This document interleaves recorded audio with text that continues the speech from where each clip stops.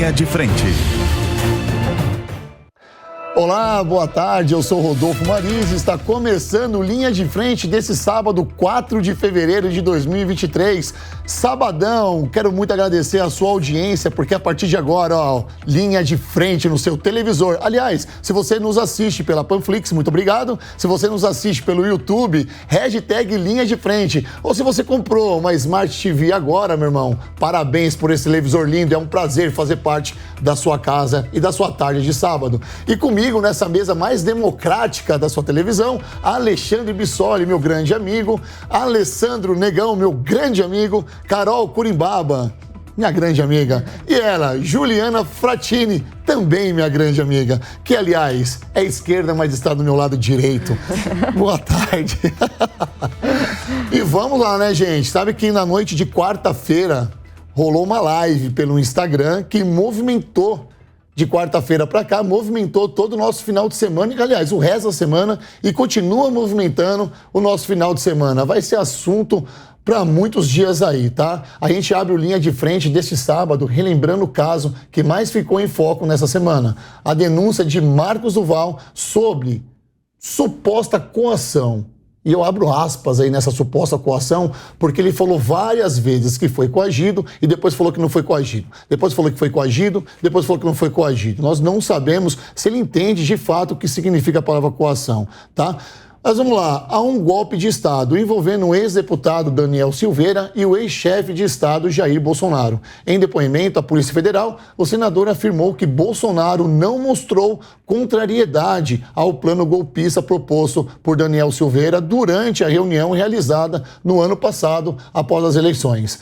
Apesar de reforçar que o ex-presidente manteve-se calado durante toda a conversa, o parlamentar disse que recebeu um aviso de que Bolsonaro esperava uma resposta sobre a possibilidade de grampear Alexandre de Moraes, ministro do STF e presidente do TSE, para tentar invalidar a vitória de Lula nas urnas. Olha, seria um absurdo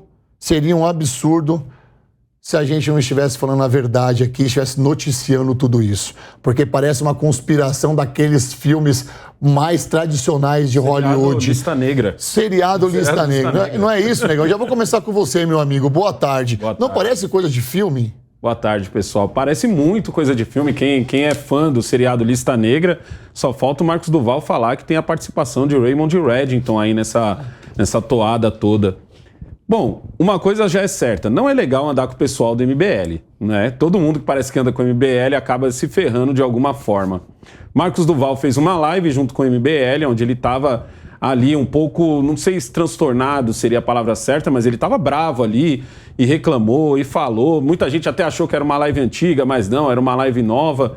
Acusou, no outro dia ele desconversou essas acusações, falou um monte do presidente, no outro dia já desfalou, né? Que tem um despiorou, agora é o desfalou esse monte que ele falou do presidente, e no final das contas a gente não sabe até agora o que está acontecendo de verdade.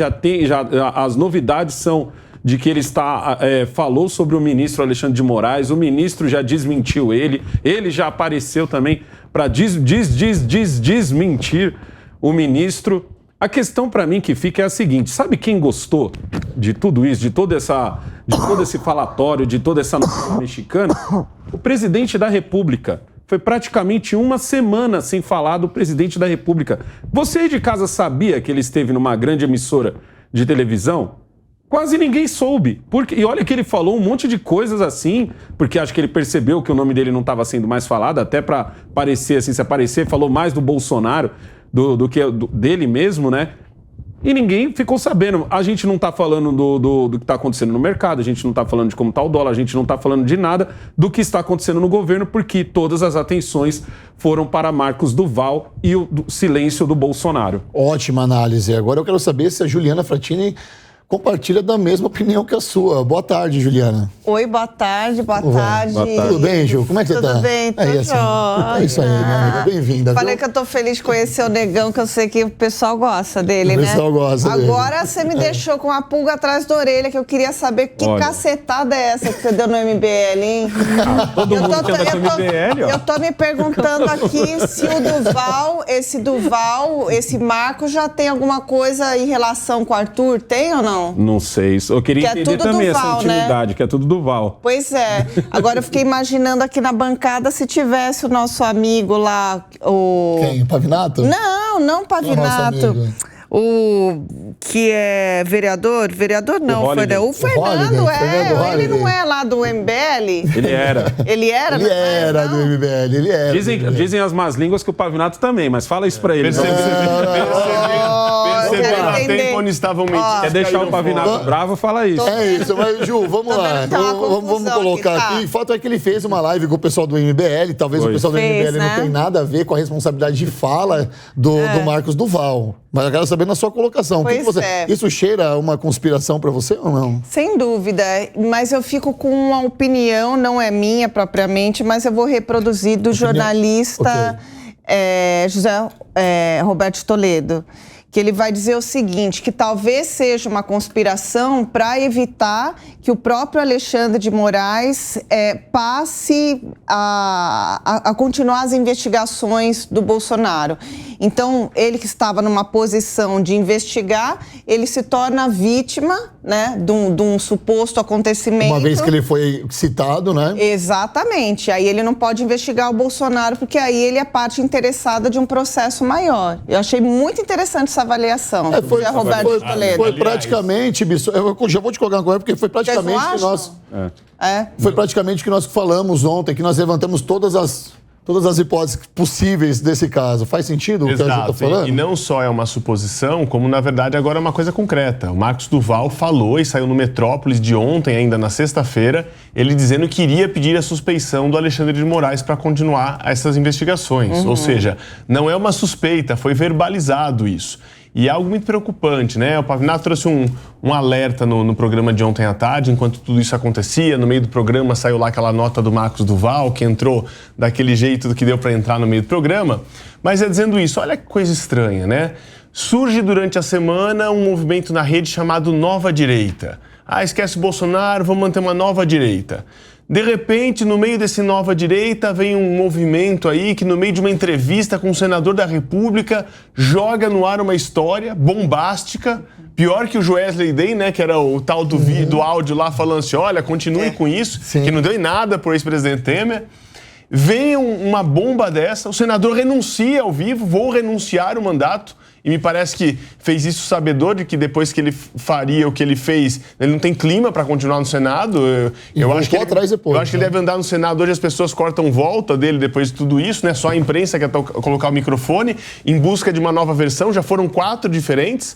Talvez até a próxima semana surjam mais 2, mais 3. Cada emissora que entrevista consegue tirar uma nova versão. Eu não sei como é que a gente vai fazer para ter uma versão única, mas o Alexandre de Moraes já descobriu. Ontem, no final do dia, o Alexandre de Moraes determinou a abertura de uma investigação do senador Marcos do Val. Que pode ser cassado, pedindo para apurar eventuais crimes. Vou até ler aqui para não ler errado na decisão. Vamos lá, vou anotar Falso aqui. Testemunho, denunciação caluniosa e coação no curso do processo. Mandando intimar ainda a revista Veja para fornecer os áudios da entrevista integrais, a CNN e a Globo para fornecer o conteúdo integral das entrevistas com ele, e a Meta, que é a empresa que administra o Facebook hoje em dia, para fornecer os conteúdos da live. Ou seja, o Alexandre de Moraes determina ali na sua decisão que pelo menos 4 versões já foram verificadas.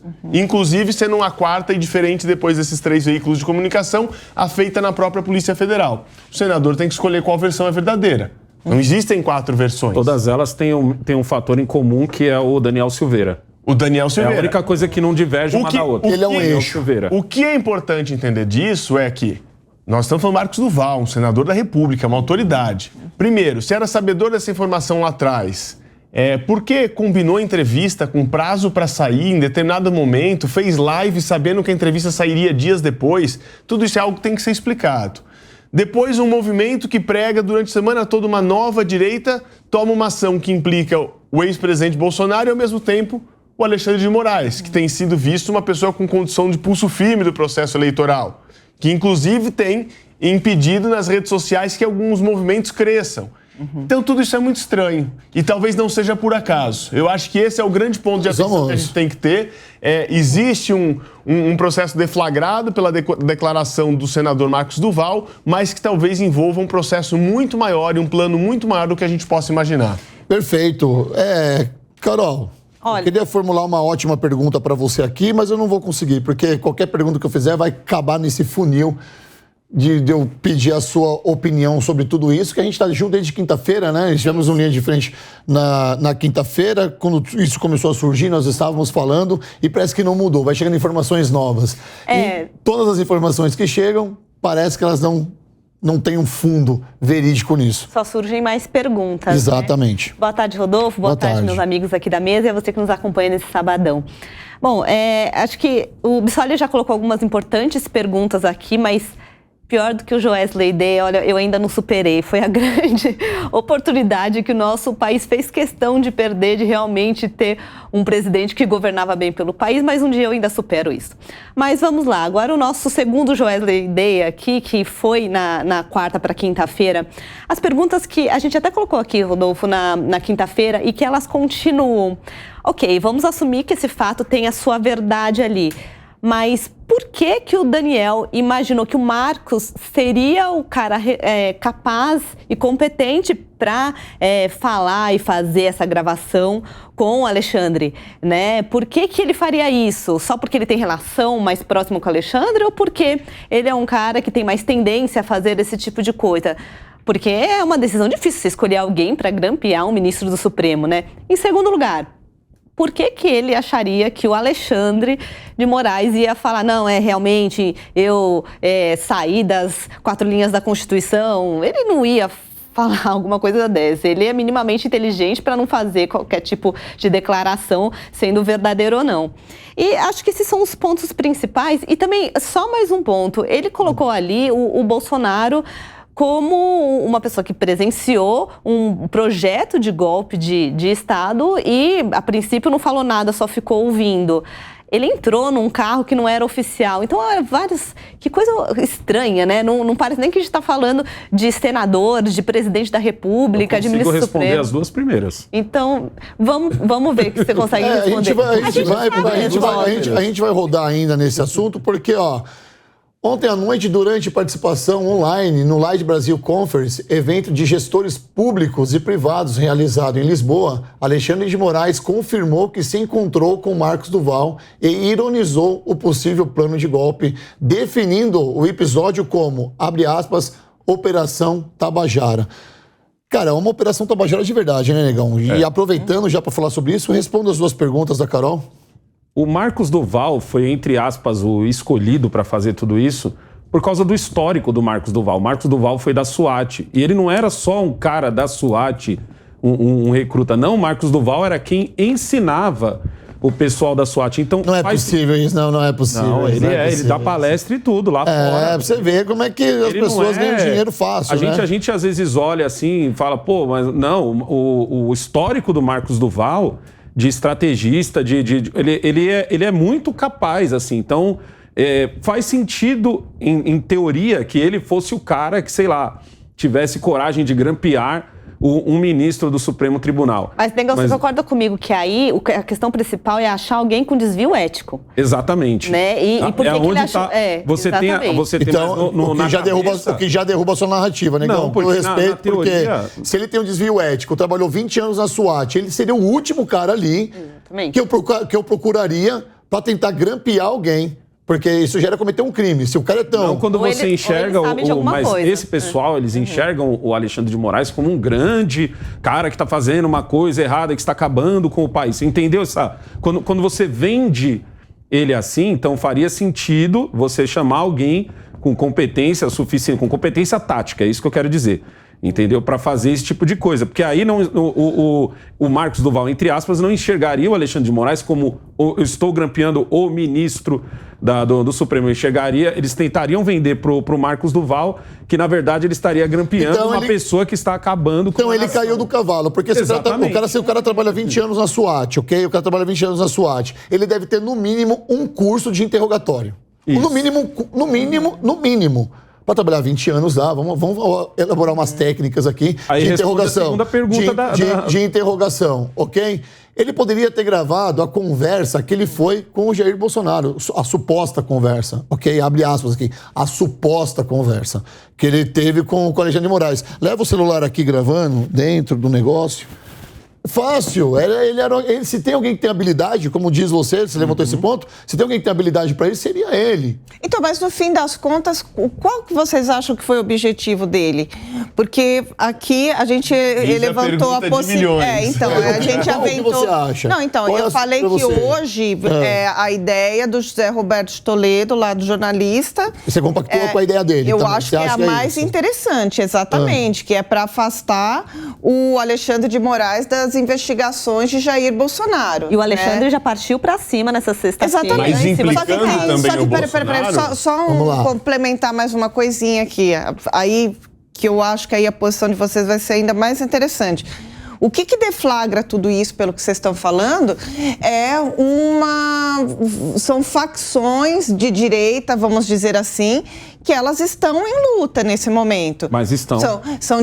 Assim, então tem uma direita que é mais supostamente corrompida. Eu vejo dentro como estão. Eu vou deixar um de cada vez falar e depois... outras mais democráticas. Todas elas querem o público bolsonarista. Essa querendo o prêmio é o espólio do Então, só que é o pior. Eles querem o pior. Com a ausência do presidente no final do ano, e ainda continuando fora do Brasil, e depois do processo que teve de eleição no Senado, existe sim uma disputa Game hoje por quem vai tá. conseguir manter esse legado desse público bolsonarista. Foram 58 milhões de votos, foi expressivo.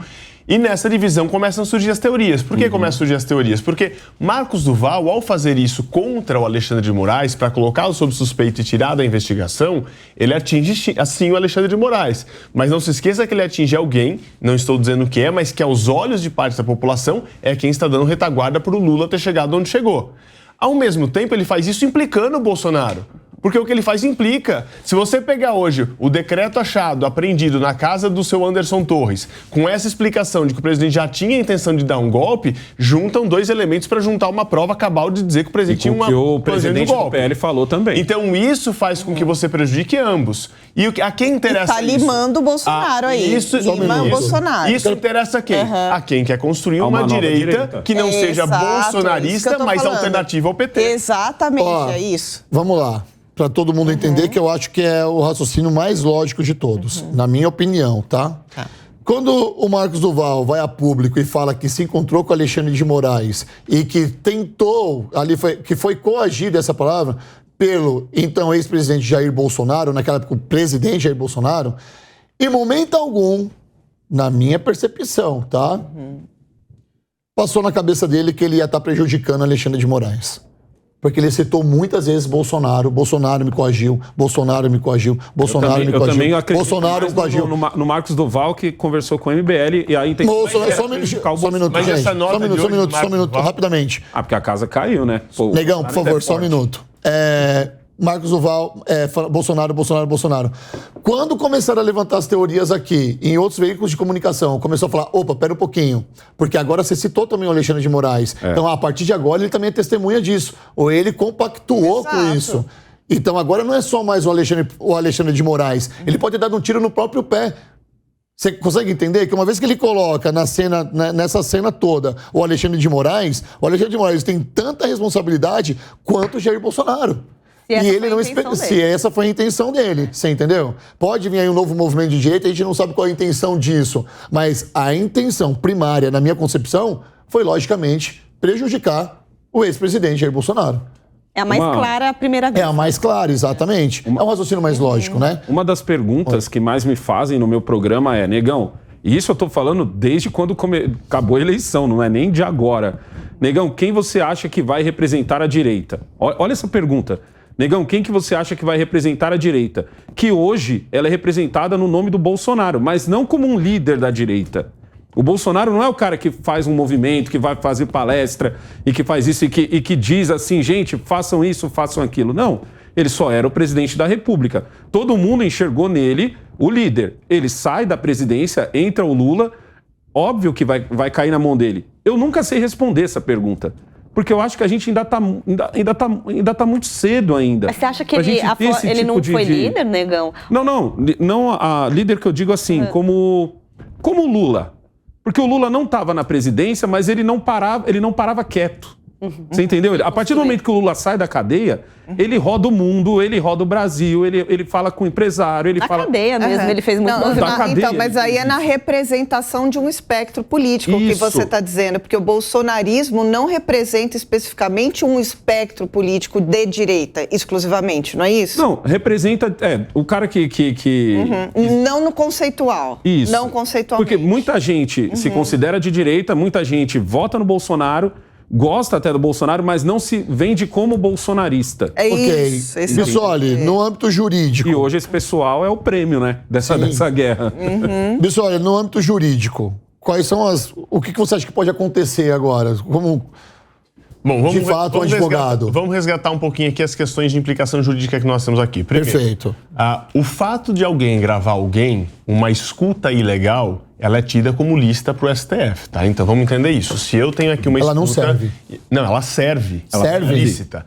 Se eu sou interlocutor, estou com o meu celular gravando, conversando aqui com o Rodolfo, ali fora, e eu sou interlocutor, isso chama-se escuta... apesar de ser uma escuta, uma interceptação, não é interceptação, é uma escuta escondida, mas ela é lícita por quê? Porque eu sou interlocutor. Diferente da gravação ambiental, se a gente estiver ali na sala e tiver uma escuta que um terceiro que não faz parte colocou e ele está gravando a gente. Ou uma interceptação ilegal, a gente está falando ao telefone e tem alguém interceptando isso.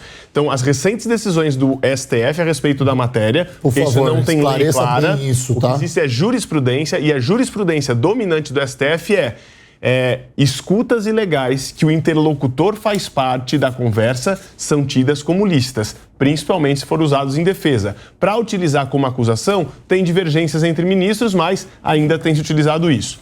Então, o que se pede para o senador fazer uma escuta do Alexandre de Moraes, isso por si só não é ilícito. Mas ia fazer uma escuta? Ia. O que tem de ilícito nisso? Se o conteúdo falado tivesse alguma licitude, poderia ser ilícito. Se essa escuta fosse utilizada para dar um golpe efetivamente, poderia ser um ilícito. Mas a escuta por si só não é ilícito. Por isso que o Alexandre de Moraes, muito inteligente que é, e não querendo polemizar mais, e me parece que dando margem para ser alegada a sua suspeição, vem, na verdade foi quinta-noite nessa declaração dele lá em Portugal, que ele diz, olha, isso é Operação Tabajara. Ele sabia. Por que ele não deu maior importância? Por que ele não determinou lá, quando ele soube em dezembro, que a Polícia Federal ouvisse o Bolsonaro, ouvisse o Daniel Silveira, ouvisse o senador Marcos Duval? Porque ele desconsiderou. Ele falou, estão inventando essa história aí, não tem nada de concreto nisso. Senão ele teria agido lá. Vem agindo com mão de ferro em tantas coisas, por que não teria agido nisso? Porque entendeu que isso por si só não era um ilícito. O que ele esperou, e se tivesse se comprovado teria ilicitude, seria o presidente ter agido para fazer algum tipo de ato golpista de intervenção. Não houve. Então esse é o primeiro ponto. Segundo ponto, o senador começa agora ele se implicar em questões de legalidade, que foram as que eu disse aqui. Denunciação caluniosa, atrapalhar a investigação no curso do processo, e é isso que vai começar a ser apurado. A suspeição do Alexandre de Moraes, essa tese seria ótima se ela fosse usada antes do dia 8 de janeiro. Por quê? A partir do momento que o Supremo, enquanto instituição, foi atacado, você teria que alegar, então, a suspeição de todos os ministros para investigar o caso, porque todos foram vítimas de um ataque. Perfeito. Então acaba até a tese de suspeição. Se ela foi verdadeira lá em dezembro, quando tentaram fazer isso e planejaram, esqueceram de falar para o senador. Senador, essa tese funcionava até o dia 8. Depois disso não funciona, porque os 11 ministros vão ser suspeitos para investigar o caso. E aí o que me deixa mais inconformado ainda são aqueles que, sem o conhecimento jurídico, querem tomar a frente de ajudar. E aí o filho 01 do presidente vai no microfone ontem no Senado para dizer o quê? Eles falam... Não, é verdade, teve a reunião, meu pai participou, mas ele não concordou muito com isso não, e não sei o quê. Já deu margem. Ou seja, ele esqueceu de falar com um advogado. Quem tinha a prova da reunião, da conversa? O próprio senador fala que hora foi no Alvorada, hora foi na Granja do Torto, hora foi no Boteco da Esquina, nem ele sabe dizer onde foi, já deu 4 versões de onde foi a conversa. Ele quer que faça uma CPI para ele poder colocar coisas que ele não pode tinha nem como agora. comprovar direito onde foi, se teve esse encontro. Aí o filho do presidente vai e fala a público, não precisa ficar dúvida não, aconteceu Eu sei mesmo. quem tá gostando dessa história. Quem? Então, Michele Bolsonaro. Que agora ela tá na crista da onda, É a não nova tá? líder Olha, Michele, aí é Eu vou trazer um bastidor. Eu acho que... Bom, não vou Eu falar... vou trazer um bastidor de Brasília Tá, aqui, então ó. vamos Eu vou- lá. Ok. Olha, acorda aqui pra mim, por favor, meu diretor. Ok. Você não está no canal errado, tá? Mas... Um bastidor de Brasília. Ok. A conversa da semana. Com essa escalada em relação ao Bolsonaro, e muitos julgam que o Bolsonaro está condenado a ser condenado. quê? Não necessariamente preso, mas pelo menos ficar inelegível para disputar as eleições. Isso tem feito com que cada vez mais se pense num plano B. E a Michelle vem sim sendo considerada para isso. Não foi à toa ela ter articulado essa eleição do Marinho no Senado, ter ido nas reuniões, tem tomado um protagonismo. Por quê? Porque do outro lado, essa história de que o Lula, pelo menos num dia, essa semana já começou a relativizar isso. Mas o Lula também dizia que não seria candidato. E sabe quais eram os bastidores que diziam em Brasília? Que a Janja seria sua sucessora. Então vejam que em Brasília, as mulheres o que os bastidores começam a analisar é a possibilidade da polarização de 2026 entre Lula e Bolsonaro. Mas a gente vai ficar assim, ó. Olha a mulherada vai ficar assim, ó. O fato é, esse assunto... Fato é que esse bichando assunto... a unha, olhando, mulherada. Mas tá rolando, não é? Vamos junto, né? Não sei quem mais. Bom, enfim, esse assunto ainda vai dar muito pano pra manga, essa é a verdade, tá? Vamos mudar de pauta? Vamos falar um pouco de corrupção no país chamado Brasil? Parece a primeira pauta. Parece, né? Olha só. Hein? E um novo relatório divulgado pela ONG Transparência Internacional, o Brasil caiu 25 posições no Índice Mundial de Percepção da Corrupção. E agora aparece na 94ª colocação, com 38 pontos, ao lado de Argentina, Etiópia, Tanzânia e Marrocos. No total, são avaliados 180 países. Lembrando que a nota vai de 0 a 100, onde 0 significa altamente corrupto e 100 significa muito íntegro. O líder do ranking é a Dinamarca, com nota de 90. Lá embaixo, o último colocado é a Somália, com 12. A Venezuela ficou com 14 pontos na posição 177. Vamos falar, o que você acha disso, Juliana Frattini? Vou começar com você. O Brasil, no ranking da corrupção... Tem uma coisa muito interessante aqui, que a gente terminou falando das mulheres, mas vocês sabem que os 3 primeiros países, eu até anotei aqui para dar o destaque, Dinamarca, Finlândia, Nova Zelândia, eram governados por quem? Mulheres. Sério mesmo? Sério. Mas será que essas mulheres eram igual, tiveram a mesma educação que a Dilma ou não? Mas por que você está falando da Dilma aqui? Não, porque quando você coloca, quando você coloca mulheres... Nossa presidente. Deixa eu fazer uma intervenção que a Juliana vai gostar e vai surpreender muito. Eu preciso fazer uma defesa aqui. Pode-se falar o que for da presidente Dilma, que eu sou um grande crítico, inclusive da competência dela na área econômica, que ela se achava muito entendedora. Mas em matéria de corrupção, a Dilma não respondia um processo por esse assunto. Pois é. Passaram-se vários escândalos dos governos petistas e a Dilma... Quem a conhece fala muito da sua honestidade e ela não responde processo por corrupção. O que eu quero dizer é o seguinte, ela pode ter outros defeitos, mas esse particularmente... Vamos lá, deixa eu dar um exemplo para vocês. Que os fatos mostram que ela Posso dar um exemplo para vocês? Pode. Aí o Edu, meu diretor, pode soprar no meu ouvido aqui se eu estiver errado nesse exemplo, tá, Edu? Conto com você.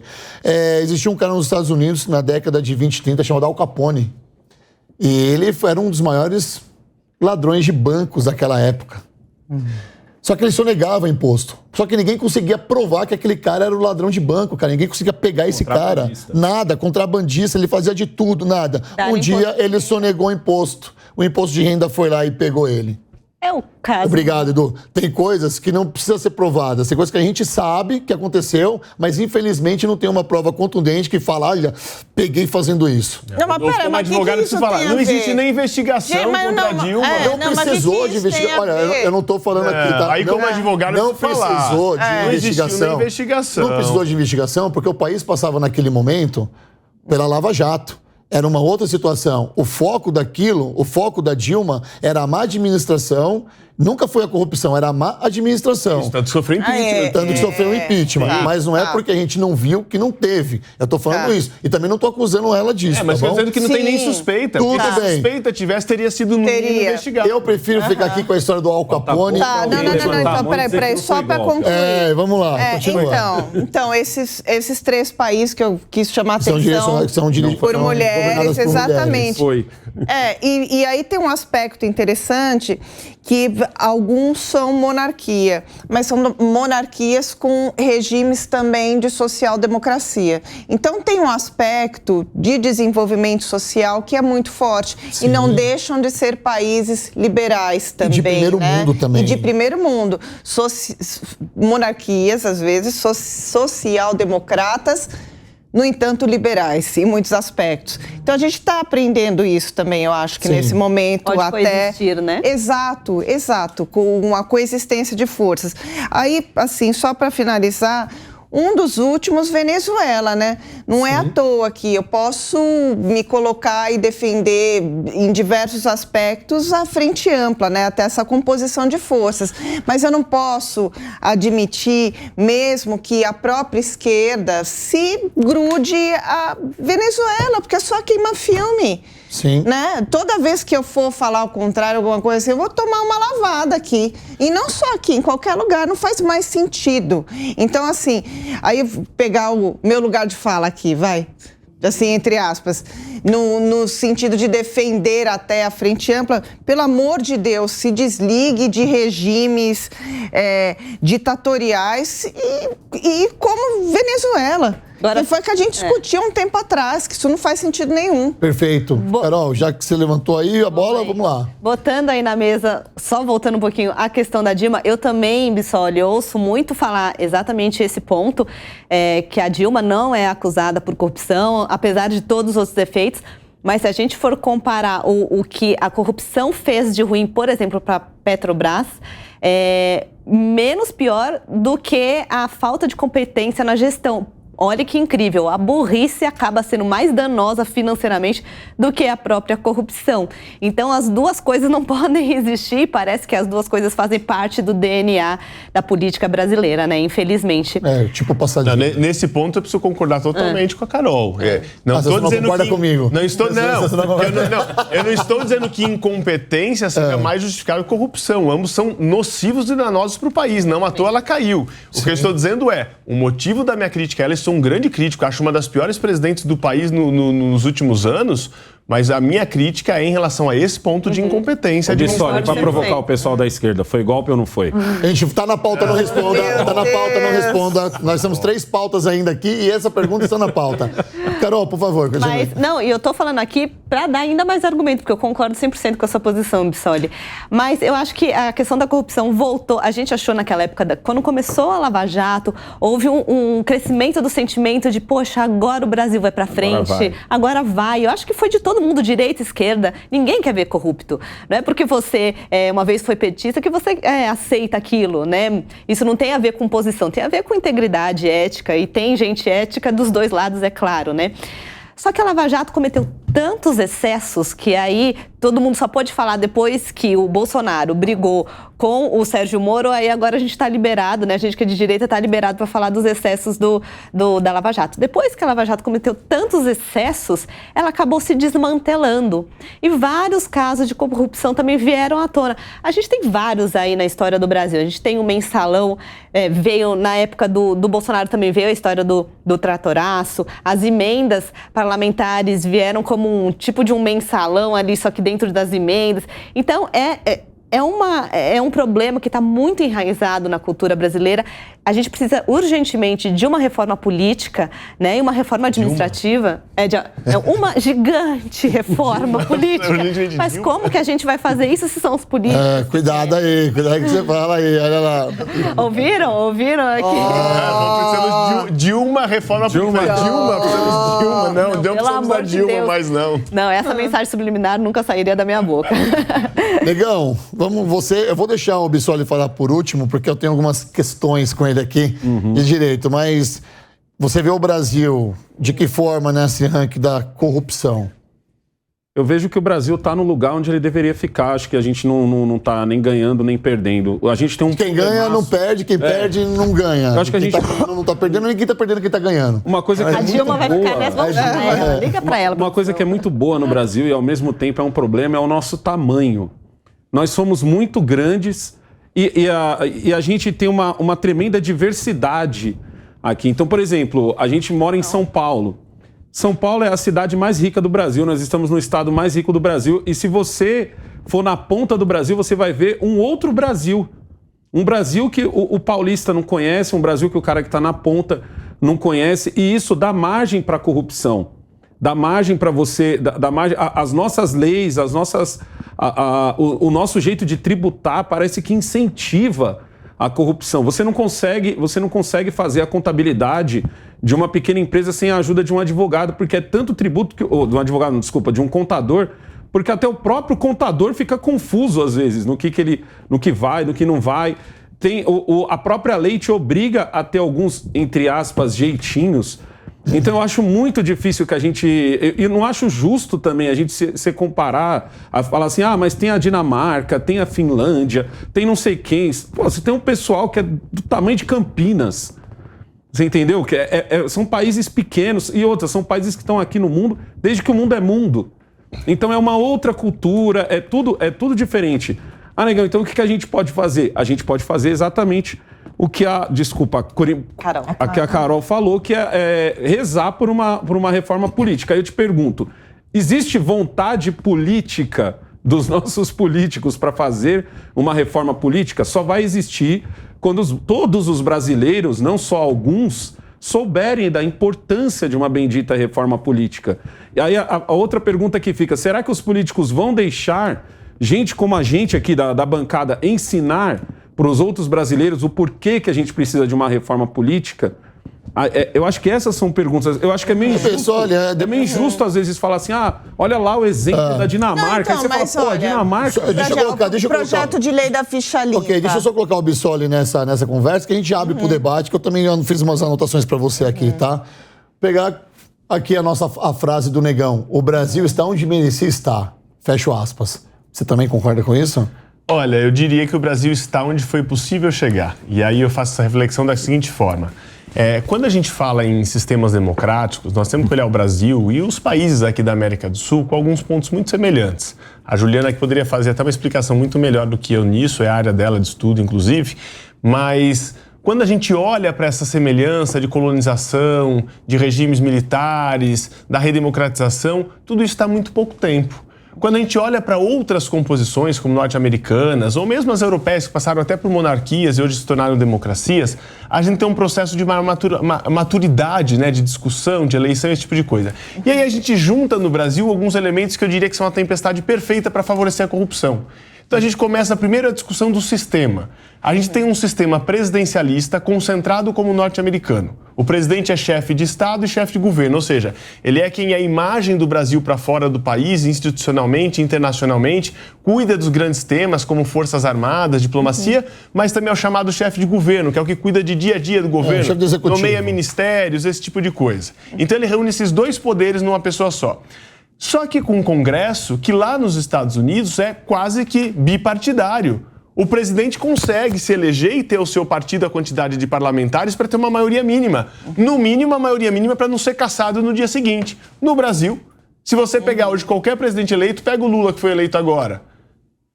A bancada do PT ou da federação, se você somar os partidos da federação do PT, ou até mesmo se somar os coligados com a candidatura dele oficialmente, não tem deputado suficiente nem para impedir que ele receba um processo de impeachment no primeiro dia de trabalho do Congresso. Perfeito. E então, a própria, só para complementar aqui na sua linha de raciocínio, a própria escolha do partido pela eleição do Lira demonstra essa fragilidade. Então, porque precisou de um aliado, presidente da Câmara, que, no fundo, também é uma ameaça. Então você já tem um sistema que não dá estabilidade para o chefe de executivo eleito. E isso se reproduz em câmaras municipais com prefeitos, em assembleias legislativas com governadores. No Senado, por exemplo, o PT tem 9.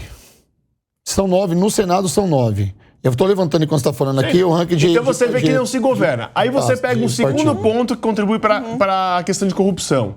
Existe custo de campanha. E no Brasil o custo de campanha é elevadíssimo.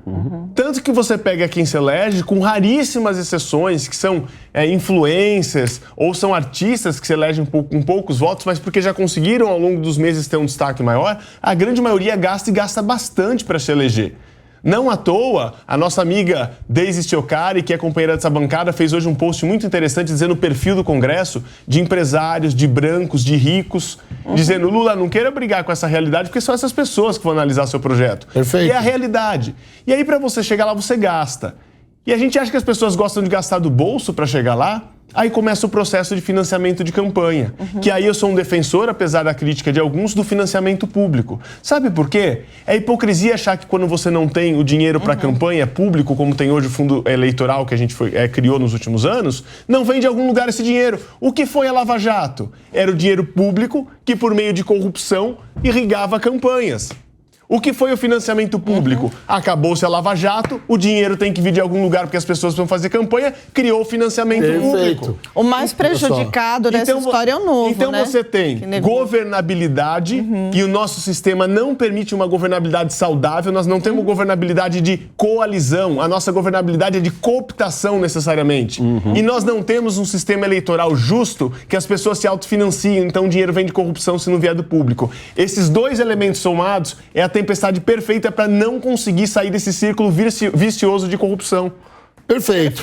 Juliana, você colocou aí 3 mulheres, né? Eu gostaria de acrescentar uma na sua lista, que é a Xionara Castro, que é a presidente de Honduras, que inclusive deve uma bolada aqui para o nosso Brasil.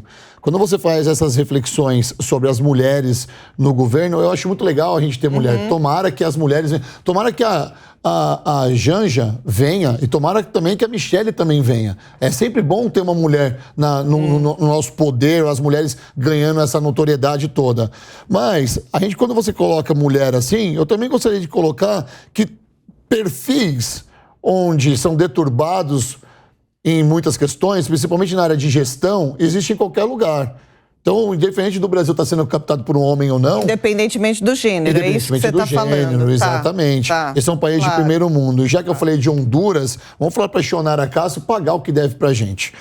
Legal, suas observações aí sobre isso, que eu já abri para debate aqui para vocês sobre esse assunto antes da gente mudar a pauta. Corrupção é um negócio que sempre teve no Brasil, não é de hoje, né? Diz aí, a gente aprendeu nos livros de história que o Brasil foi colonizado por portugueses que quando chegaram aqui trocavam ali algumas coisas por espelho, por ouro, essas coisas todas. Então, ou seja, essas historinhas que a gente escuta quando criança, quando está sendo alfabetizado na escola. Você acha que algum dia a gente vai melhorar essa sua percepção, por exemplo, de que o Brasil está no lugar onde merece? Eu acho que a gente vai melhorar no momento em que a educação melhorar. E eu acho que esse é um dos principais medos dos políticos, o principal medo dos políticos é justamente de melhorar a educação. Porque quando você melhora a educação, você começa a ativar o pensamento crítico, você começa a perguntar por quê. Por que o vereador faz o que ele faz? Por que o prefeito faz o que ele faz? Por que o governador faz o que ele faz? Por que ele disse que vai fazer uma coisa que ele não pode fazer, o que é a coisa mais comum numa eleição no Brasil, é o cara te prometer aquilo que ele não pode fazer. Por que tem uma placa... parabenizando o vereador por ele ter feito um posto de saúde, sendo que um vereador não consegue fazer um posto de saúde. No máximo, ele vai fiscalizar se a obra está sendo bem feita, se tem algum problema na obra ou porque a obra nem começou. Eu acho que quando a gente conseguir resolver esse tipo de coisa, conseguir melhorar a educação, aí a gente vai começar a dar um passo. Eu diria aí 50 anos por baixo. Educação, começou hoje, acham? Começou a melhorar hoje, daqui a 50 anos a gente vê resultado. De fato né, Carol? A educação é o grande pilar disso tudo. É a base de tudo, né? A gente tem o exemplo dos tigres asiáticos, que investiram bastante em educação. A gente tem a própria Coreia do Sul, claro, né? Que saiu daquela subsistência praticamente para virar um grande país de uma economia imensa, com uma educação, um investimento de educação extremamente forte. E a educação é a base de tudo e a gente teve, sim, avanços na educação. Nos últimos 15 anos, principalmente, o número de crianças e adolescentes dentro da escola aumentou muito. E aí eu nunca vou ficar defendendo um governo ou outro, a gente tem que ser claro do que melhorou. A qualidade da educação é o que precisa melhorar e também parar com essa questão de ideologizar dentro das escolas, que é muito complicado. O próprio atual ministro da Educação do Bolsonaro falou que tem que colocar educação política, mas qual educação política? A gente tem que ensinar como funciona, né? Mas não falar o que é bom, o que é ruim, da sua ideia do que é bom ali, porque é um ambiente relativamente opressor para uma criança ficar ouvindo o que é bom, o que é ruim de cada professor fala uma coisa, né? Eu acho que outro ponto importante para a gente falar também de conquistas que o nosso país teve em educação, mas está muito longe do que que deveria ser. Estado de São Paulo, na última gestão, aumentou imensamente o número de escolas em período integral, ou seja, você tira a criança o dia inteiro da possibilidade de ir para a rua. E agora o governador Tarcísio muito sabiamente falou, agora a gente precisa esperar, segurar esse número bom de escolas em período integral e investir na qualidade do ensino. Então, Negão, perfeito, só vai mudar quando a gente resolver isso. É o que a gente vê nas escolas hoje, né, Juliana? Só para a gente fechar esse assunto aqui, que é o que falta de verdade, é esse tipo de educação nas escolas, né? Qual tipo de educação? Política? Todas elas, que formam um cidadão com uma conscientização melhor do voto. De uma educação onde as pessoas respeitam o direito de ir e vir e que saiba de fato que moram num país. Porque hoje talvez você perguntar para uma criança no sua quarta, quinta série, qual que é o país que você mora? Ela vai responder o estado, ela mora em São Paulo, porque ainda não tem de fato a dimensão das coisas. E quando você começa a alfabetizar uma criança, talvez a mudança política para esse ranking de corrupção esteja... sucumbido ao erro, sucumbido ao fracasso lá na frente quando a gente dá educação. É sobre isso que eu estou te falando. Sim, exatamente, concordo, mas para além do ensino formal que nós já conhecemos e que infelizmente também é deficitário, existe uma série de complementações, né, que podem ser feitas no decorrer do processo de aprendizagem, no meu entendimento. Como, por exemplo, inclusão da educação financeira, que vocês estão dizendo assim, não pode ter ideologia dentro das escolas, mas se a pessoa não tem nem educação financeira, não sabe nem criar autonomia para si, né, como é que ela pode achar que ela sabe qual é uma linha política que é mais conveniente, quando ela não tem autonomia, que ela não conhece sobre autonomia para si? Então, aspectos... É uma ideia, né? É uma ideia. Não, já tem, já foi incluído em parte do currículo. São Paulo foi agora incluído. Exatamente. Se você me permitir, Ju, só fazer um adendo aqui, eu trabalho também como voluntária numa fundação social que presta trabalho também para escolas, né? Para crianças pequenas e para adolescentes. Quando a gente conversa principalmente com o adolescente, a expectativa que ele tem, se for para acabar a escola, no máximo, isso eu estou falando de interior de São Paulo, que a gente esperaria algo mais elevado, né? A expectativa que ele tem é ter, no mínimo, um dinheirinho assim para comprar um celular novo. É essa expectativa que a gente tem. E a função, sim, da escola... pipoca, né, cara? É o básico. Então, e a função do Estado é, sim, abrir a cabeça desse jovem. É mostrar para ele que ele pode, sim, entrar numa universidade, num bom curso técnico. E é isso que falta. Só que eu acho que, sim, o Estado de São Paulo ainda está numa situação privilegiada. Imagina o restante do Brasil. Então, eu vou só fazer uma complementação, assim, que eu já sei que daqui a pouco a gente vai mudar de assunto também. Sim. Mas, olha, por exemplo, eu falei da questão da educação financeira, mas não é para ser pensada sozinha. A esquerda defende muito a educação sexual dentro das escolas também, o que pode, o que não pode, em diferentes faixas etárias, para faixas etárias mais baixas, para a criança poder denunciar num caso de eventual abuso, que eu acho interessante também, a depender de como isso é ensinado, né? De como a criança é orientada, se ela está sendo abusada ou não. Exatamente. Mas peraí, mas não era onde eu queria chegar. Então, vamos lá. Daí você pensa aqui no desenvolvimento depois, quando a pessoa já tem um pouco mais de idade. Se ela vai ter nessa educação sexual, afetiva, quando chegar lá que é a hora dela aprender a financeira também, ela vai falar assim, opa, porra, se eu engravidar com uma idade X, eu não vou ter condição de criar sustento, não vou ter condição de cuidar do desenvolvimento de uma família.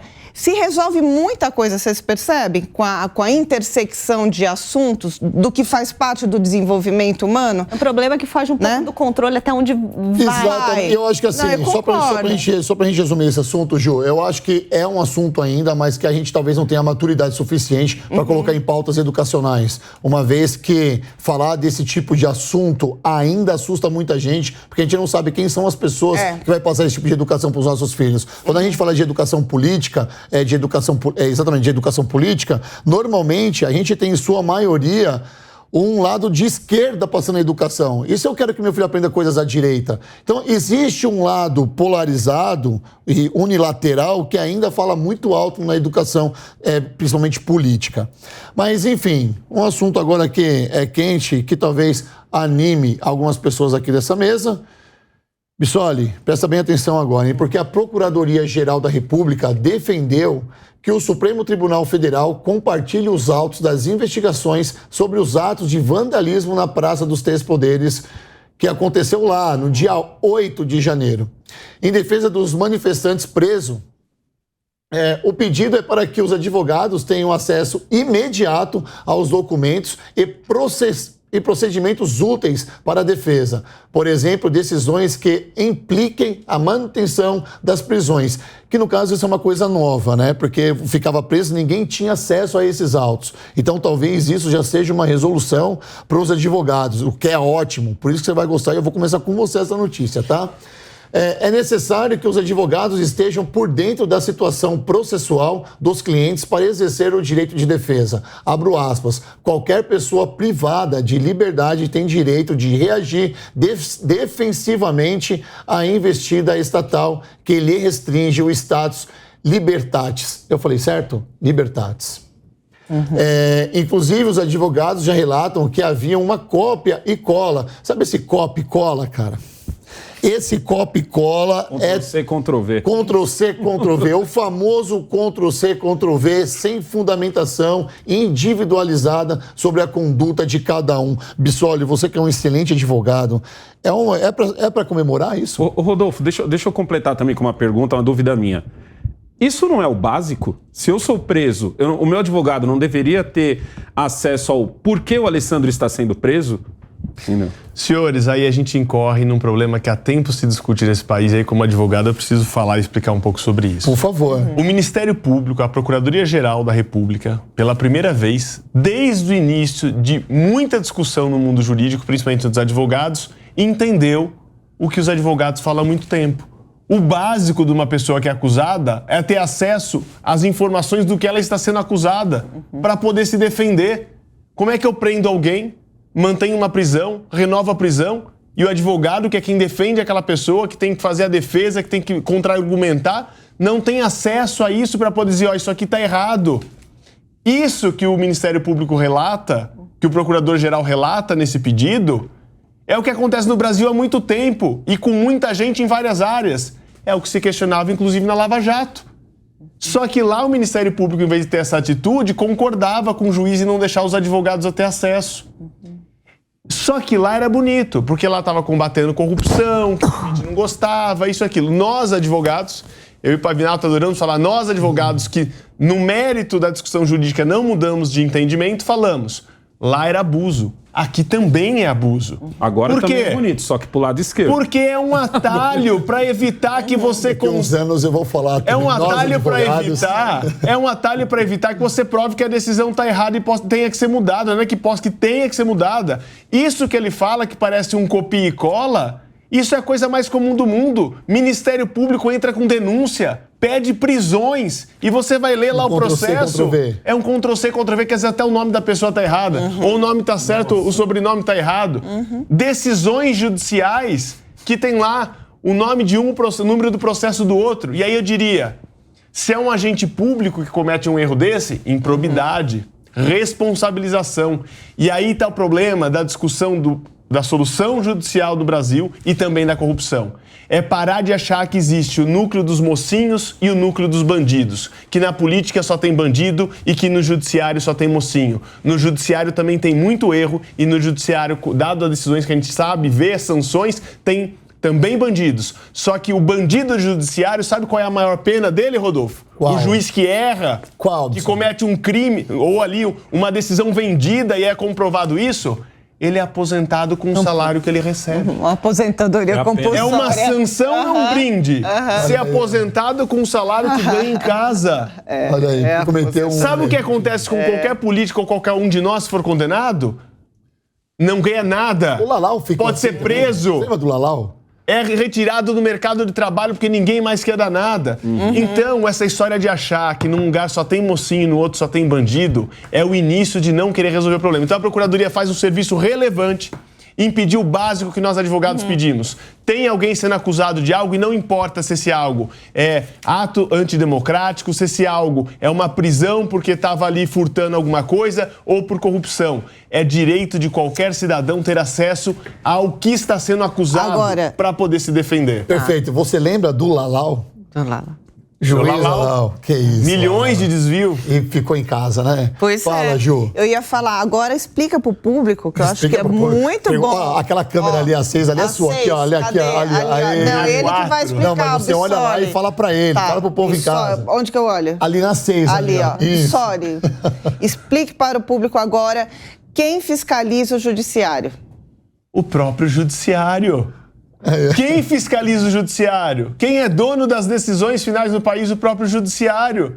Esse é o problema. Você coloca o próprio interessado fiscalizando a si mesmo. E aí tem um grande e sério problema no país de controle das instituições. Porque, como eu disse, a impressão que dá, porque o judiciário faz parecer isso nas suas decisões, porque o ministério faz parecer isso nas suas denúncias, porque você não vê promotor também denunciando o juiz.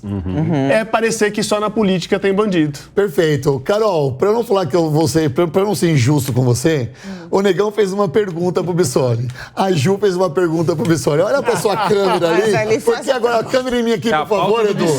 Ó, nesse momento estamos com o quadro Pergunte ao Edu. Pergunte ao Bissoli. O Edu é meu diretor, pô, guarda aqui de novo. Nesse momento estamos com o quadro Pergunte ao Bissoli. Então, ó, cadê minha câmera? Por favor, vai lá. A minha é a 1. Vem aqui, olha em mim. Bissoli, uma dúvida que eu tô aqui.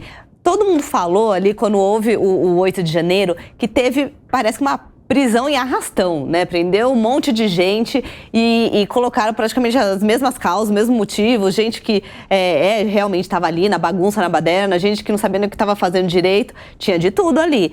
Isso é verdade?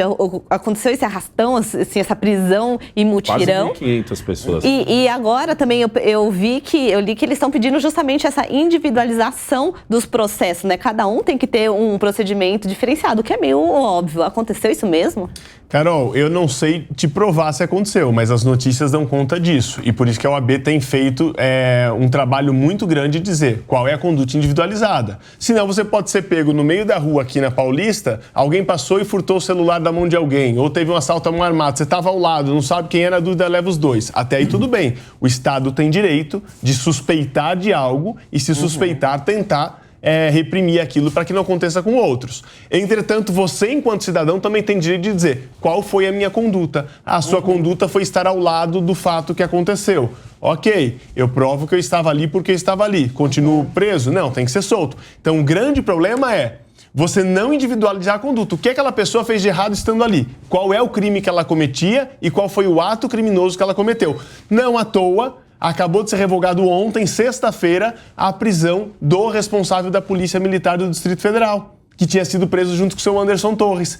O interventor do governo federal na segurança do Distrito Federal fez um relatório dizendo ao Alexandre de Moraes que, pelo que se verifica, ele não foi o responsável sozinho pela omissão, pelos problemas que ocorreram, tendo sido uma coisa mais estrutural. O que o Alexandre de Moraes fez? Olha, tendo em vista, então, que a defesa fala isso e que o interventor identificou isso, revoga a prisão. Por quê? Foi preso no primeiro momento? Correta a prisão. Ele era o chefe da PM naquele momento. Então, se a omissão partir de alguém, você pressupõe que é do chefe. Exatamente. Então, o fato dele ter sido preso e investigado, isso não é um problema. Todos nós estamos sujeitos a isso.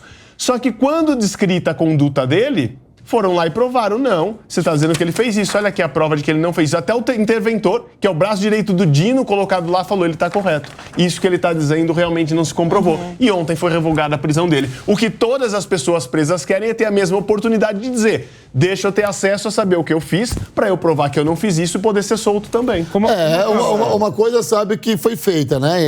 Falar das pessoas que estão presas é um pouco perigoso, porque as pessoas que estão assistindo em casa não entendem muito quando a gente fala que algumas daquelas pessoas merecem estar presas lá, tá? Merece, porque é auto de vandalismo. Rodolfo, tem gente que tem vídeo do sujeito quebrando o relógio, tem vídeo do outro furando o quadro. Mas, Bissoli, a gente vive num país que as coisas são meio malucas, cara, que qualquer coisa que a gente fala aqui que a pessoa tem que estar presa, fala, já, vocês estão passando pano, vocês não sei o que lá. O povo é meio estranho. Por isso que quando vem um advogado aqui, na sua categoria, explica Pra gente não achar que tá, sabe, passando pano pra alguém ou que a gente tá contra o ato democrático da manifestação. E não é isso.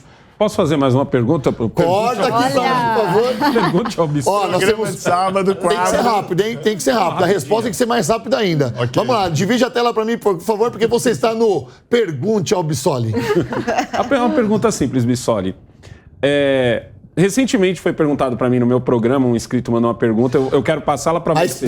Esse programa do Negão é um merchan aqui, viu? Aliás, já que é para fazer merchan canal do Negão. Por favor, Negão, fala do seu canal aí, pelo amor de Deus, eu não aguento. Cada 10 palavras, 8 é merchan. Aprendi com o Ricardo Ventura. É o canal Alessandro Santana Oficial, todo dia tem live às 2h da tarde. Eu tenho um concorrente chamado Linha de Frente, de segunda a sexta. E não é só ele, de segunda-feira você também tem um chamado Podcast Sem Filtro. Aí, ó, tá vendo? Olha aí, vamos lá. A pergunta do meu inscrito foi assim: você acha que o Alexandre de Moraes hoje para a esquerda, ele tem o mesmo peso que o Sérgio Moro um dia teve para a direita? Num primeiro momento, lá na Lava Jato, o juiz Moro fazia uma função de investigar algo que no país estava sendo uma corrupção jamais vista na história. E não tinha destinatário ou beneficiário final do ponto de vista político-eleitoral. A própria candidatura do Bolsonaro surgiu muito depois de originado a Lava Jato, depois de prisões terem acontecido.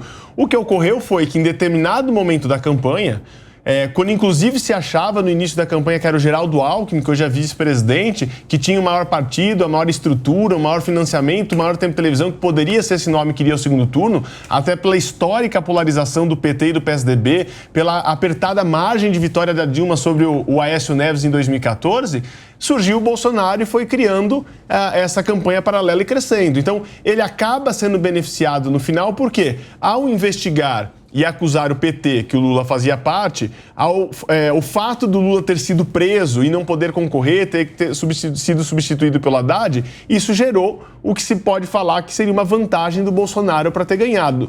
Mas me parece que tudo isso foi feito e nem tinha chance de se acusar que uma coisa foi feita para outra.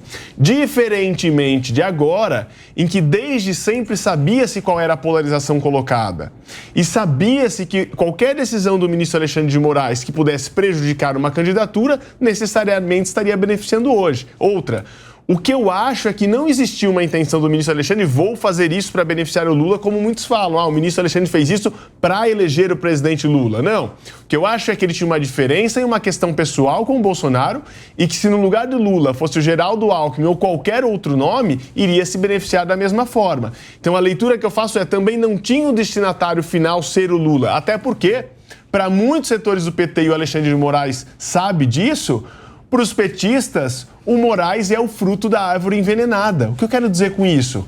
É o nome indicado pelo golpista na visão deles, não na minha. Para mim, o impeachment foi legítimo, mas para algumas pessoas foi um golpe e o Alexandre de Moraes foi indicado ao STF pelo presidente que deu o golpe no PT. Então, essa história de que os petistas gostam do Alexandre de Moraes, coloquem as barbas de molho, inclusive o seu ministro Alexandre de Moraes. Porque se surgir lá no Senado qualquer história de impeachment do Alexandre de Moraes pela bancada da direita, que hoje tem movimentado nesse sentido, que hoje os apoiadores do Marinho se movimentaram nesse sentido, pode ter certeza que vai ter uma bancadazinha do PT olhando com que aspecto isso. Se o Alexandre de Moraes sai, é mais um ministro que o PT nomeia. Então fiquem tranquilos que o PT não terá o amor com o Alexandre de Moraes. Se preciso for, vão dar aquele empurrãozinho pro impeachment para nomear mais um ministro do Supremo, já que a fila dos interessados no PT é enorme. E que resposta, hein? Tá vendo? Você viu que resposta. Que aula, meu Deus, que aula. Mas vamos falar de um dos pilares da economia desse país, que é o agronegócio. A Frente Parlamentar da Agropecuária tem se organizado para impedir uma série de mudanças promovidas pelo governo federal. Em entrevista ao Estadão, o novo presidente da bancada, o deputado Pedro Lupion, disse que no primeiro mês da nova gestão foi marcado por um radicalismo ideológico contra o setor. Abro aspas. Estamos com medidas prontas para além da questão ideológica, o que tem nos preocupado bastante é a nossa composição da esplanada e o enfraquecimento claro e real do Ministério da Agricultura. Fecho aspas. Os ruralistas cobram a volta do Sistema Nacional de Cadastro Ambiental Rural para o Ministério da Agricultura, que agora passou a fazer parte do Ministério do Meio Ambiente. Além disso, o líder ainda afirmou que acredita nas forças parlamentares do agro para aprovar outros projetos e que, se for necessário, também vai radicalizar. É um assunto que você domina bem. Você adorou essa pauta, Carol. O agro para você é sensacional, mesmo tendo um ministro que não foi tão bem visto assim lá no estado do Mato Grosso, porque a galera falou que mesmo ele sendo do agro não era um nome ideal para eles. Vou com você, é uma medida cautelar, posso dizer assim? Então, vamos entender o que acontece, né, nessa rusga que tem do setor agropecuário com a esquerda, mais especificamente com o PT. Agora, hoje, o problema de hoje que a gente está comentando aqui, começou com o Lula falando que ia e vai dividir o Ministério da Agricultura, o chamado MAPA, né? Ele vai dividir entre MAPA e esvaziar ele para mais 2 ministérios, o da Pesca e o do Desenvolvimento Agrário e da Agricultura Familiar. Este de Desenvolvimento Agrário e Agricultura Familiar, chefiado agora por um petista. E já mora aí problema 1, né? Porque você divide algo que não era para se dividir. O pequeno agricultor do grande agropecuarista. Não é uma divisão. A gente não faz essa divisão na indústria, a gente não faz essa divisão no comércio, a gente fala diferente do pequeno comerciante e do grande. Eles são diferentes tamanhos, mas a gente não lida juridicamente de forma diferente desses dois. Então tá aí o problema 1. Com esse esvaziamento do MAPA, o Ministério da Agricultura, como foi falado aqui pelo Rodolfo, não só o CAR foi tirado, mas também a CONAB foi mandada justamente para esse Ministério da Agricultura Familiar e o INCRA foi devolvido para o Ministério do Meio Ambiente, que até aí a gente não concorda, mas a gente entende por que ele foi devolvido, mas a CONAB está no desenvolvimento agrário, ser tirado do guarda-chuva do MAPA também gerou muito desconforto. Esse é o problema de hoje. Problemas antigos, né, que foram gerados aí. Principalmente que Bolsonaro soube trabalhar majestosamente com a ministra Tereza Cristina, que foi uma grande ministra da Agricultura. Segurança jurídica é o primeiro ponto que acho que sempre bateu. Qualquer empresário no Brasil, especialmente o agropecuarista, precisa ter segurança jurídica para fazer negociações, para vender. E respeito à propriedade privada. Isso é um grande problema. As invasões que pararam nesses últimos anos, agora já está assustando de novo. Imagina você ter sua propriedade invadida, sua família muitas vezes agredida. É um problema extremamente sério e que andam falando aí que nos grandes centros agropecuaristas do Brasil já está tendo criação de assentamentos, mas tudo boatos que a gente ouve dos amigos. Bom, para não falar que eu só falo coisas ruins desse assunto, tem uns lados bons, sim. Lula não é ignorante. Ele, nos últimos governos dele, por exemplo, ele fez o financiamento do setor subir de 20 bi para 187 bi. E também valorizou muito a questão do seguro rural. Desculpa, você pode repetir o número que você tem aí? De 20 bi para 187 bi. Então, ele fez o financiamento do setor crescer muito. Eu falei, os grandes problemas aqui da gestão petista é realmente dessa propriedade, da segurança jurídica e respeito à propriedade privada. E hoje os lados bons. Já temos uma pauta para você. A segurança jurídica que ela falou, já vou colocar você nisso também, tá bom? Continua. E só tô fazendo umas anotações abertas aqui. Ótimo. Só tô colocando... Exatamente. Boa.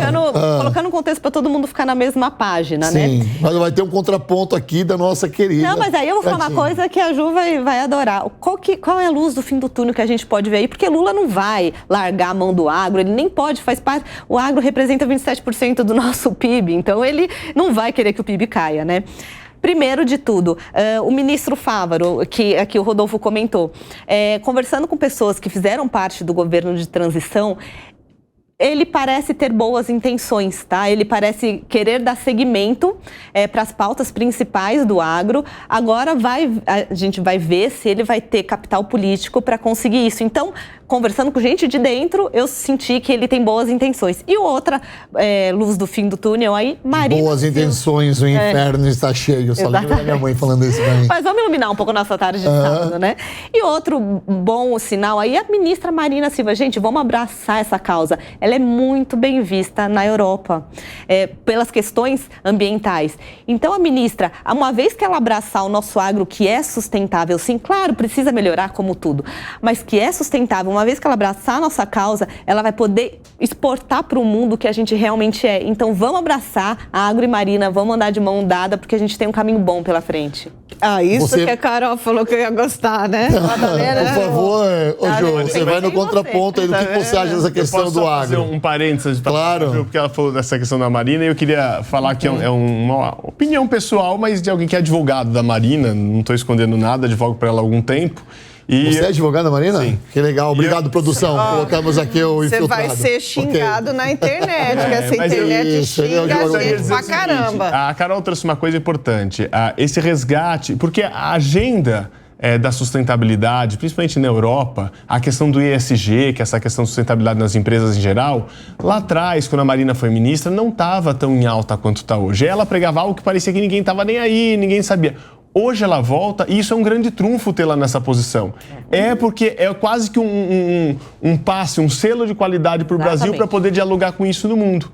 E a Marina também, por sua vez, e acho que ela deve admitir isso, não estou falando por ela, mas falo conhecendo ela, também teve entre a saída do Ministério e o retorno agora um processo de eleições presidenciais. E todo mundo que passa por um processo de 3 eleições presidenciais como ela passou, adquire conhecimento que não tinha, porque você deixa de entender só de uma área, que é a área ambiental, e passa a estudar a economia, passa a estudar o agro, passa a estudar a política internacional. Então eu diria que a Marina, sem chance de errar, é muito mais preparada hoje, com uma visão muito mais ampla do ponto de vista do meio ambiente em relação à economia e ao agro do que foi lá atrás, porque ela passou 3 campanhas presidenciais tendo que debater, estudar e discutir isso. Então eu acho que isso, Carol, é muito possível de acontecer. Deixa ela preparada para isso. Essa aproximação da visão de preservação, de sustentabilidade que ela sempre teve, e eu conheço a Marina, ela não abre mão das suas convicções e das suas bandeiras, mas isso integrado a um conhecimento que ela passou a ter de agendas econômicas, de agro e como o Brasil aliar essas duas coisas. Perfeito. Ju? O que eu concordo integralmente com o que vocês disseram. Nesse sentido, não tem nem o que complementar. Agora, o que eu posso dizer é que entendo que, desde a redemocratização, existia uma expectativa de que houvesse uma reforma agrária. Isso não aconteceu, não deve acontecer. O máximo que aconteceu foi uma distribuição de terra, essas discussões também sobre demarcação. É uma realidade que grupos invasores de terra prejudicaram alguns latifúndios, digamos assim, fazendas e tudo mais. Não sei nem dizer de um jeito que não soe como uma provocação para um lado. Não, você pode ser você. Seja você e tá tudo... Não parecer provocação. Não se preocupe com os hates. Sim. Só seja você nas suas colocações. Não, mas é que tem essa dor. Essa dor de uma parte, né? Da população. Se você tem a terra você tem a terra invadida, uma terra que é sua, não é bom para ninguém. É a mesma coisa que você tem uma casa sua, alguém vai lá e invade a sua terra. Mas também daqueles outros que tentam buscar um pedaço de terra para garantir uma forma de sustentação de vida, porque de outro modo não teria. Então, tem que tomar a força, sim, é isso? Dentro desses grupos. Não, os que já recebem agora do governo em terras que são destinadas exatamente para isso. Agora, o que eu entendo do movimento do Sem Terra, conheço é você que está trazendo esse Sem Terra para nossa conversa. Vou trazer. É você que está trazendo as execuções à pauta da agropecuária. Tá. É você que está trazendo, eu vou deixar bem claro isso, hein? Vamos lá. Sim, sou eu, tá. Por exemplo, então, mas ficou a duna exatamente com o que vocês falaram. Os Sem Terra passaram a ser um movimento burocrático. Ele é muito mais burocrático do que era anos atrás. Tanto é que produz. Só que a gente não pode pensar numa mesma escala de produção do agro que ocorre hoje por parte do Sem Terra, no meu entendimento. Não estou desqualificando, não estou dizendo que não tem... pensar no pequeno produtor. Exato. Menos. Não estou dizendo que não seja de boa qualidade, é um outro estilo que busca também pela sustentabilidade, mas não tem a mesma dimensão que o agro tem. Posso fazer um adendo aí? Vocês concordam? Só que a gente tá num choque aí. Não tem choque, Juliana. Você tá colocando na mesma conversa o agronegócio com o movimento do Sem Terra. Eles se casam lá na frente, mas é uma coisa muito pequena se a gente focar na nossa pauta aqui. Tá? O grande negócio é a gente falar do agro. Porque quando a gente começa a falar do Ministério do Sem Terra, tem muita gente que apoia e muita gente que odeia. Tem muita gente que não sabe nem por que existe. E muita gente que acha que existe. Então, a gente vai entrar numa discussão e a gente vai acabar saindo um pouco da nossa pauta. E não é esse o contexto. Mas você sabe por que eu falei isso? Porque não é para desacreditar o agro. Que existe também por Como parte... desacreditar o agro? Claro, eu concordo. Mas o que eu estou querendo dizer é que existe, sim, dentro da narrativa de esquerda progressista. Não, de forma geral. Uma descredibilização, digamos assim, do agro. Aí é errado, aí não dá. Com aquela Nazaré fazendo cálculo aqui. Por favor. Mas não é real. Eu sei que existe, negão, só que a gente entra numa... A gente entra numa... enaltecem muito o Sem Terra, só que assim, se você... Mas aqui é a raiz da briga. Não tem como. O Sem Terra pode ser importante para a esquerda? Pode. E outra, quando eles invadem uma fazenda, vamos dizer assim, aquela fazenda acaba sendo comprada pelo governo. Tem uma fala do Lula que é muito forte, onde ele diz uma época eu achei que os sem terras estavam mancomunados com os fazendeiros, porque toda hora tinha uma terra que o governo tinha que comprar. Compra bem barato, por sinal. Mas eu posso fazer só uma observação? Por favor. Eu entendo que nós vamos ter que achar um limite disso para se achar a solução. Mas quando vai lá, invade, o governo vai lá e compra, você também está buscando... Mas você está buscando uma solução para algo também que precisa ser atendido. Por quê? Quando você precisa fazer o rodoanel aqui em torno de São Paulo, qual que é a alternativa que se tem? O governo vai lá e desapropria. Por que preço? O mesmo preço que se paga a outra terra. Existem técnicas de avaliação desses preços. O que eu quero dizer é o seguinte, quando você precisa para resolver uma questão social, seja de transporte, mobilidade, de pessoas que querem produzir, ter emprego, casas populares, não importa. O governo tem que o quê? Ir lá e achar uma solução. A solução que se acha nesses momentos é adquirir. O problema é que a gente começa o caminho inverso.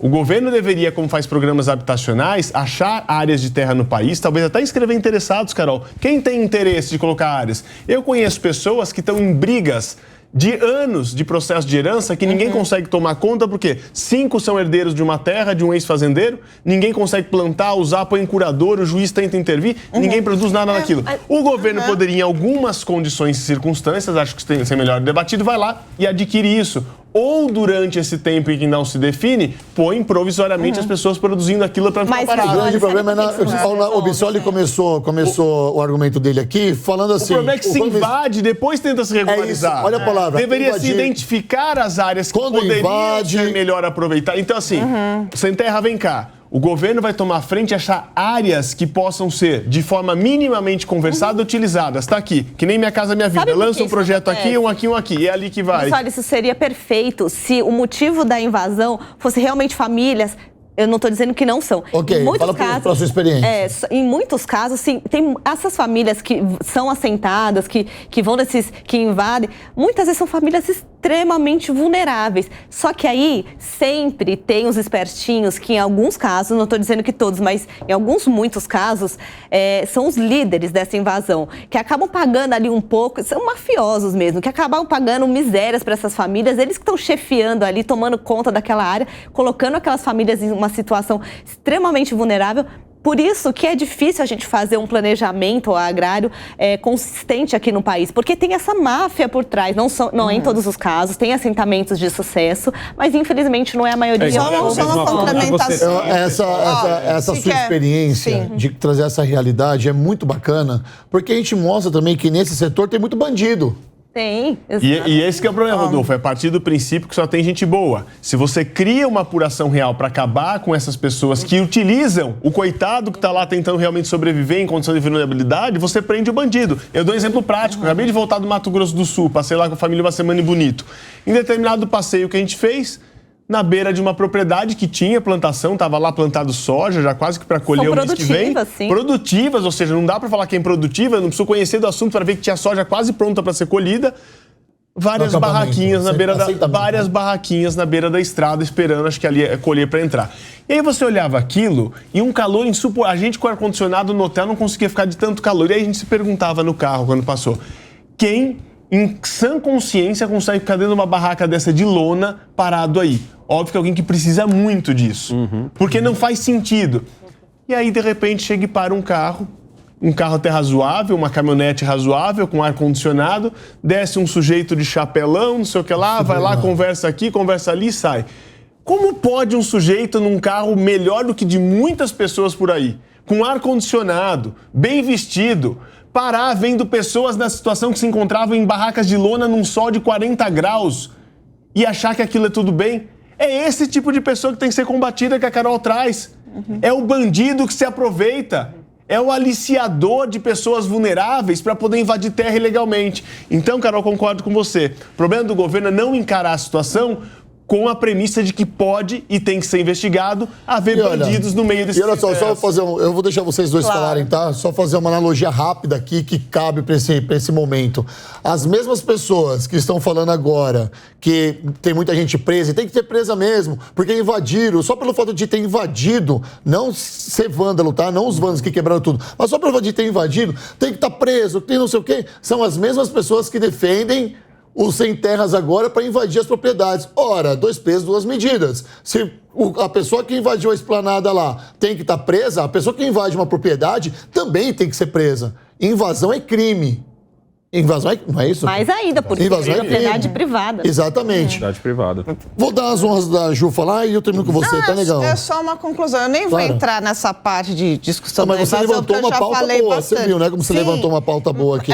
Mas... Muito obrigado, mas Ju. sempre assim... Legal, então, mas aí eu já estava concordando com eles da questão do desenvolvimento sustentável. Sim, a gente está chegando aqui, eu acho que em consensos, exatamente, que é o mais importante.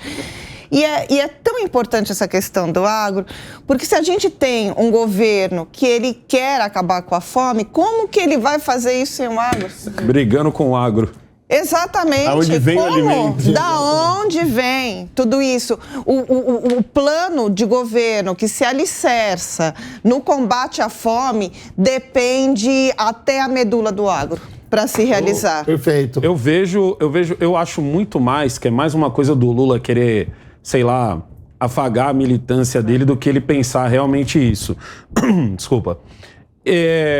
Se você olhar bem para as atitudes do Lula, é como a Carol falou. Ele depende do agro, é 27% do PIB, não dá para você mexer com esse pessoal. Ao mesmo tempo, ele precisa estar sempre alimentando a militância dele. A militância dele, obviamente, é contra o agro. É a galera que fala que o agro mata, que o agro isso, que o agro aquilo, mas sem o agro a gente passa fome. Ah, mas eu compro arroz na loja do Sem Terra. Eu vejo tanto aqui na Paulista. Cara playboy pra caramba, com boné do MST. Ah, porque eu compro lá no seu... Não, irmão, tu não faz ideia do que é um assentamento. Tu não faz... Da mesma forma que eu sempre falo que o playboy não faz ideia do que é uma ocupação, entendeu? Ou uma invasão, que agora a palavra bonita é ocupação. Na verdade é uma invasão, entendeu? É igual comunidade. É igual comunidade, não é favela, entendeu? Eu falo porque eu conheço muita gente que vive em invasão. Eu conheço o cara que precisa muito, porque ele não tem condições de pagar um aluguel na periferia. Sabe quanto é um aluguel na periferia? É R$400. 400, 500 conto você consegue alugar um apartamento de CDHU. E o cara não tem condição de pagar esses 500 conto. Ele não tá invadindo, às vezes, uma propriedade porque ele gosta. Alugar um apartamento de CDHU. Mais um crime aí. Entendeu? Mais um crime aí. E se aluga muito. Se aluga muito. O pessoal olhou pra minha cara assim. Não, e essa turma ainda falando que o agro mata. Deixa eu só terminar o raciocínio dele. Eu acho que a discussão fica rasa. O que a Ju falou aqui faz todo sentido. Você não pode atacar o agro. Entendeu? Você tem que ter esse consenso aí junto com o que o Alexandre falou, que é o que eu sempre pensei também. Tipo assim, você vê que muitas coisas acontecem porque os governantes deixam acontecer. Eu sempre digo que a pior coisa para um político é uma solução. Para um político é só alegria um problema. O problema é sempre bom para ele, porque assim ele pode vender a solução quando estiver chegando próximo da campanha. Então ele vê um armazém, um galpão sendo invadido, ele vê, a polícia sabe que aquele galpão foi invadido, como é que fala? aquele pessoal que vai atrás das crianças que estão abandonadas, conselho tutelar, sabe que ali você tem pessoas que estão vivendo de uma maneira ruim, um fiscal que passou, um fiscal de prefeitura que passou sabe, a Sabesp sabe, a ANEEL sabe, porque colocou a luz lá dentro, porque tem água, tem esgoto, tem tudo rolando, mas o governante ele empurra com a barriga, aí tem sempre um vereador que vai lá conversar, tem sempre um assessor que vai lá conversar, chega perto da eleição, o que ele quer? Ele quer o voto para tentar resolver o seu problema. Exatamente. E quem sabe você ganhar uma habitação do próprio governo, que talvez saia. Mora em Cidade Tiradentes, tem uma lá do governo que talvez o Tarcísio faça. Legal. Eu digo talvez, por mais que eu goste do Tarcísio. Talvez, porque já passou por 3 gestões, já passou pelo Dória, passou pelo Rodrigo Garcia. E ninguém tomou jeito. Tarcísio, e ainda não terminou. Vamos torcer para dar certo. Só para finalizar, então, aqui, que nosso tempo está acabando, mas um ponto importante que vocês falaram aí, o governo tem que estar junto com o agro, porque ele representa 27% do PIB, mas também porque é um setor que mais protege o meio ambiente, é um setor extremamente sustentável, porque ele percebeu que não existe lucro mais sem sustentabilidade. O agro vende para a Europa, então ele segue sim as regras de proteção do meio ambiente. O Código Florestal é o código mais rígido e correto do mundo. Então, o governo tem que estar junto porque o agro é bom, o agro é sustentável. Mais uma vez, é claro que todo setor tem o que melhorar, mas o governo tem que estar junto porque ele é a solução para o mundo, inclusive. A própria FAO falou que conta com o Brasil para suprir a demanda de alimentos que está crescendo cada vez mais, com a China enriquecendo, precisando de mais diversidade, crescendo a população. Então, tem que estar junto sim, e eu acho que essa briga aí, inclusive da frente parlamentar com o governo petista, não teria que existir. Eles teriam que achar um diálogo, um acordo, por mais que eu sei que a gente precisa peitar o que está errado, mas, gente, a gente só vai resolver com diálogo. Não adianta criar uma crise maior e deixar o setor aí a ver navios. Olha, eu tenho uma coisa a dizer para todos vocês, inclusive para você que está nos assistindo. Foi uma honra ter ficado com vocês até agora. Aos meus amigos de bancada, muito obrigado por compartilhar do seu tempo comigo e com a galera que está nos assistindo em casa, no seu Smart TV, no YouTube, na Panflix, aonde estiver. Muito obrigado pela sua audiência. Continue agora com a nossa programação.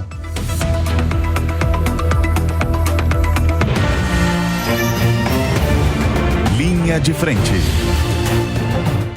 A opinião dos nossos comentaristas não reflete necessariamente a opinião do Grupo Jovem Pan de Comunicação.